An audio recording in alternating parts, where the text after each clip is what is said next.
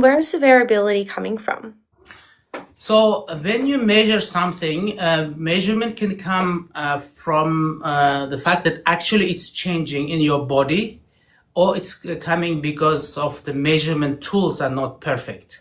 So here the measurement tool for AFC is a ultrasound scan. When you do ultrasound scan, transvaginal ultrasound scan, you sweep your ovaries and you measure all follicles you have on your ovaries, which measures less than 1 centimeters. All of those follicles contain egg inside. So if you don't use those follicles, you keep losing them and keep creating new ones. That actually tells about your ovarian reserve. So when you measure this, you measure by doing transvaginal ultrasound scan, and a sonographer actually measures the size of follicles and counts how many follicles you have. Let us say you count on the right side and count on the left side. So if your measurements are not perfect, if your sonographer who is doing the scan is not expert sonographer on fertility scanning, you may have a very poor result. So you may not be able to count all follicles, and you may underestimate AFC, or you may overestimate AFC. You may count same follicle 2-3 times. So so change in AFC measurement may come from actually the measurement error or measurement limitations, or it can come naturally. Naturally, if number of follicles go up and down on your ovaries, you can see this change.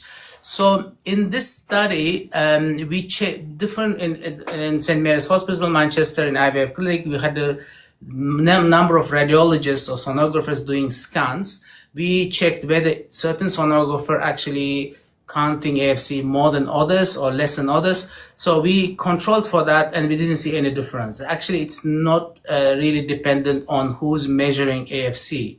So that indicates very likely this number of follicles changing naturally. So that's coming from the body itself.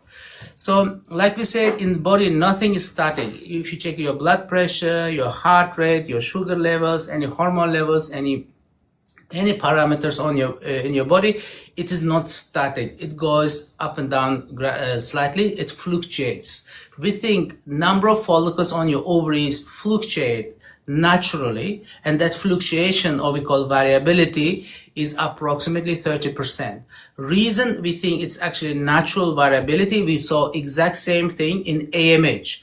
So as you know, AMH is produced from antral follicles. So if antral follicle number goes up and down, and AMH level also should go up and down. Interestingly, AMH variability was also 30%. So actually two things saying same thing.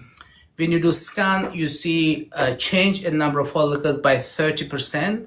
And when you do measurement of AMH, which is produced from the same follicles, you see 30% change. So this is why we assume number of follicles on your ovaries change by 30%. So yes, that's actually this change is natural rather than being related to the measurement. Yes, there is some change comes from the measurement, but the mainly it's coming from natural change.